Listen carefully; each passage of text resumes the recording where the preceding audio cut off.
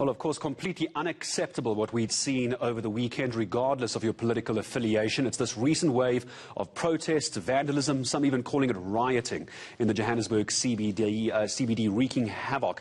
Well, Joburg Public Safety MMC, Mr. Michael Sun, is now calling for more urgent interventions. Let's find out what he means by this. Mr. Sun, good morning to you. Are we talking about public order policing? Are we talking about the army? Where do we stand in your view this morning?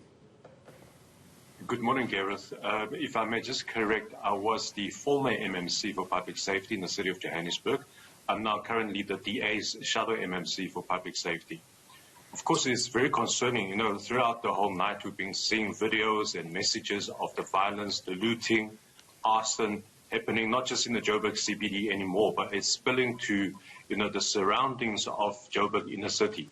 What we are seeing here is pure criminality. You know, we don't see protesters, we don't see anything that's got to do with the reasons that they claim they are protesting, but there are innocent properties, businesses, and lives being endangered.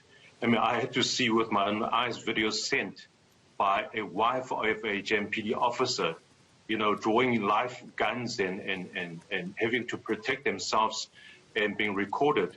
You can imagine how hard it must be for our police officers out there.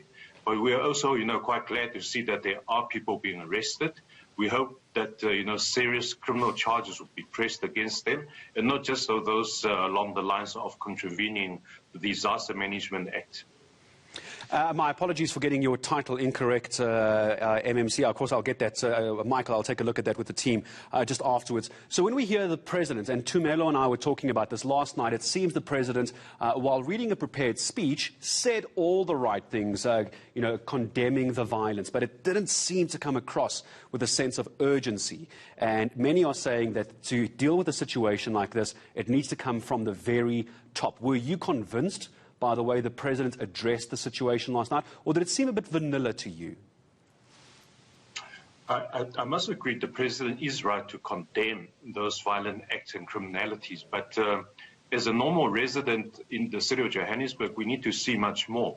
In fact, we propose that the police commissioner must recall all police officers on leave. You know, public order policing unit must be deployed to all hotspots.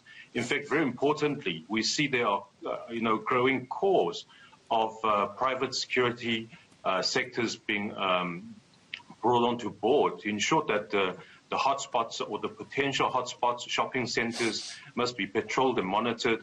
If there are any signs of people gathering, trying to block roads, burning things, you know, immediately the police must be alerted. And, you know, special forces, you know, public order policing, and if necessary, you know, the military must be deployed to assist and protect the residents and the citizens of the country. When we talk about the reasons behind this, Michael, where do you stand on this being Free Jacob Zuma factions, or do you think this is opportunists that have jumped on the back of this and are simply looting and causing violence for the looting's sake? I think the apex court of the country has made it a decision, and everybody is equal before the law. The law must be abided by. And those we are seeing currently, Gareth, it's pure criminality, as I've said. You know, the looting of the shops, burning of properties, you know, people being harassed. And we can only imagine that starting this morning, many roads will be blocked with burning tires and rocks. And what about those innocent people that have to go out and make a living?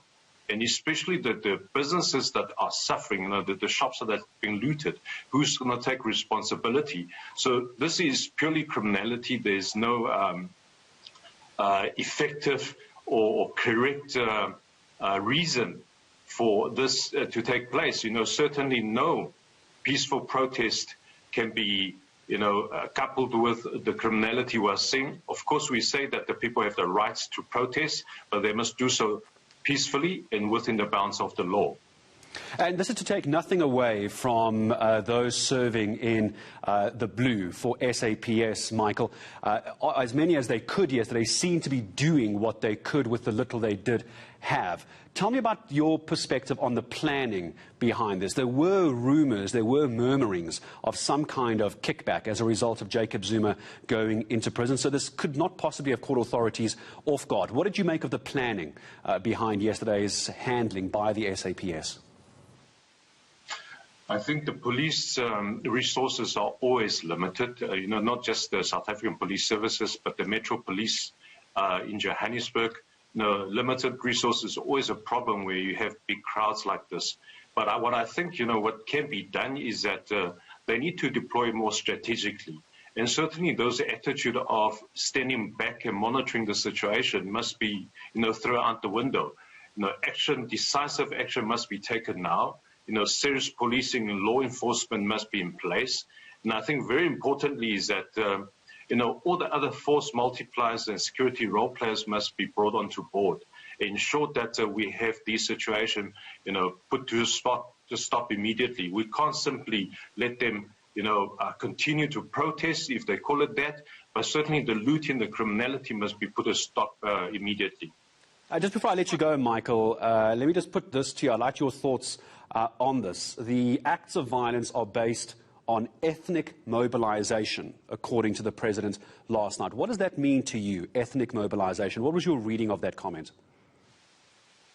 I don't want to speculate what the President's saying, but what we are seeing on the ground for sure is that, there are looters and there are people burning properties. And for me, that's not ethnicity, but there's simply a criminal mind that wants to get together, be opportunistic, and rob people of their belongings and properties whilst this is happening. So certainly for me, there's no color, there's no race, but a very simple question of being criminals gathering together to loot shops and damaging property.